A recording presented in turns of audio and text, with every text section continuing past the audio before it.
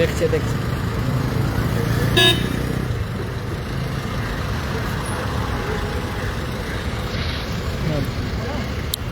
ধরো ধরো ধরো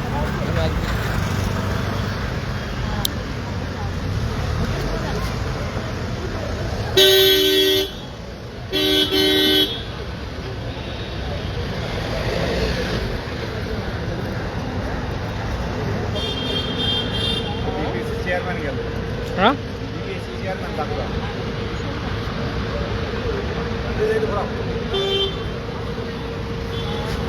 দেখুন,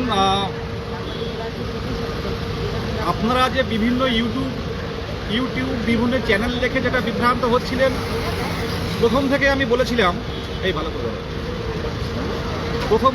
বলেছিলাম যে আপনারা এই ডেমনস্ট্রেশন নিয়ে বিভ্রান্ত হবেন না। আজকে আমি বেশ কিছুক্ষণ চাকরিপ্রার্থী যারা এসছে, আজকে ইন্টারভিউ দিয়ে যারা বেরিয়েছে, আমি কথা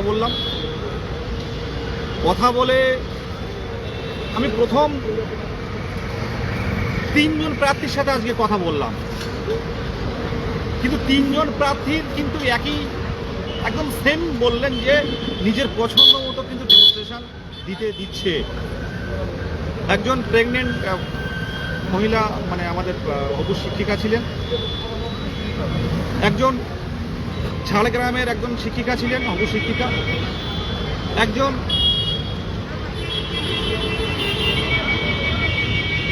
দাদা কোথায় ছিল, দাদাটা কোথায় বাড়ি ফার্স্ট বেরোলো?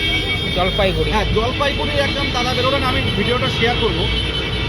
প্রত্যেকেরই কিন্তু পছন্দ মতো, যে আপনার পছন্দ মতো ডেমনস্ট্রেশন দিয়ে, হ্যাঁ প্রথম দিকে কিছু কিছু ক্ষেত্রে হয় কোন টেবিল, একটা টেবিল একরকম, কিন্তু আপনাদের কাছে যে বার্তাটা আমরা দিতে চাই যে শুধু ইন্টারভিউ নিয়ে আপনাদের থাকলে চলবে না।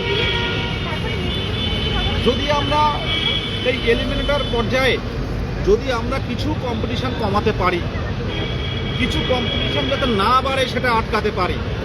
আগামীকাল কিন্তু একটা বড় ভাইটাল কিন্তু একটা কেস উঠছে কলকাতা হাইকোর্টের ডিভিশন বেঞ্চে। আগামীকাল আপনারা যারা সবসময় যারা প্রত্যেকেই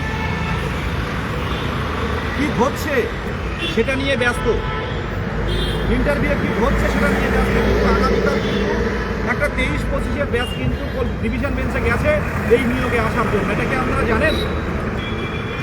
দেখুন, কম্পিটিশন যদি কমাতে পারি, কম্পিটিশন যদি না বাড়ে, আর যদি কিছু ভ্যাকান্সি আমরা যদি সরকারি আধিকারিকদের হাতে পায়ে ধরে, যে আমরা দীর্ঘদিন অপেক্ষা করে আছি, বা মাননীয় মুখ্যমন্ত্রীর কাছে গিয়ে কোনো না কোনোভাবে যে কিছু ভ্যাকান্সি বাড়ান।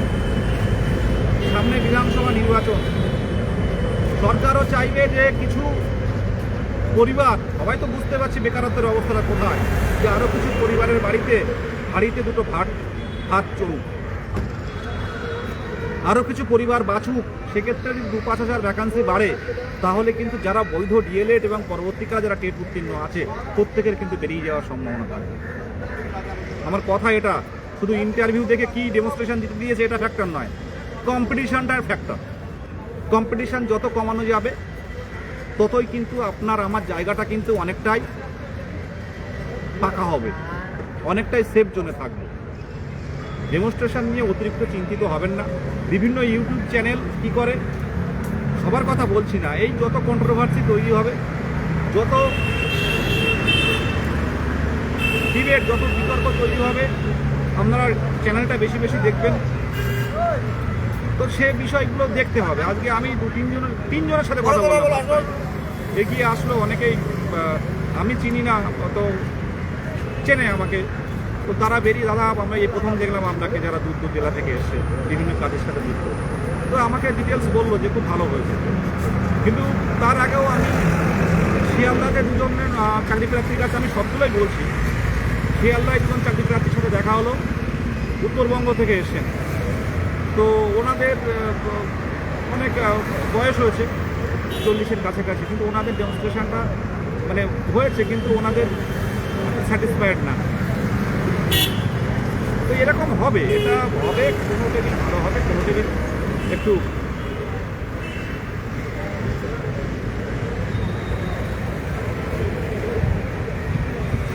তো সেটা নিয়ে বিভ্রান্ত না হয়ে আপনারা নিজের চেষ্টায় নিজের স্বাভাবিক পড়াশোনাটা করুন, সাথে সাথে এই যে কেসের বিষয়গুলো প্রত্যেকে ফান্ডিং দিন। আজকে হয়তো কিছুক্ষণের মধ্যে একটা কিউআর শেয়ার হবে, সেই জায়গাটা দেখুন প্রত্যেকে। এটাই বলে শেষ করছে। দেখি পরবর্তীতে যারা এখন ইন্টারভিউ দিচ্ছে, ভিতরে অনেকে আছে, আপডেটটা দেওয়া হবে। ফান্ডিং করুন, কেসগুলোর সাহায্য করুন। ইন সার্ভিস এনআইএস 23-25 থেকে শুরু করে শুধু তো এমনি এমনি কোনো কিছু হচ্ছে না, সবগুলো এমনি এমনি হচ্ছে কিন্তু এমনটা নয়, সবগুলো এমনি এমনি রিজেক্ট হচ্ছে এমনটা নয়। এর পিছনে কিন্তু অনেক পরিশ্রম আছে অনেকের, ঠিক আছে? রুলস মেনেই হবে সব কিছু। যা হচ্ছে সবগুলো সোশ্যাল মিডিয়াতে আপনারা দেখছেন। আর আগে আমরা পরিশ্রম করেছি, যে কেসগুলোর অর্ডার পেয়েছি তার জন্যই তো অনেকে ইন্টারভিউ দিতে পারছেন। আমরা দেখছেন আর আমরা পরিশ্রম করেছি। যারা আমাদের কাছাকাছি বিভিন্ন গ্রুপে আছে তারা জানে ভালো করে। প্রত্যেক মা বাবাকে বলবো, সবাই চিন্তিত। আমরা লাইভ অনেকেই দেখেন, গার্জেন থেকে শুরু করে চাকরি প্রার্থীরা তো আছেই। দেখা যাক, আমরা চেষ্টায় থাকবো ভ্যাকান্সি বৃদ্ধির সাথে সাথে কম্পিটিশন ফর্মে আইনি পদক্ষেপগুলো নিতে হবে। এটুকু বলে শেষ করলাম। ধন্যবাদ।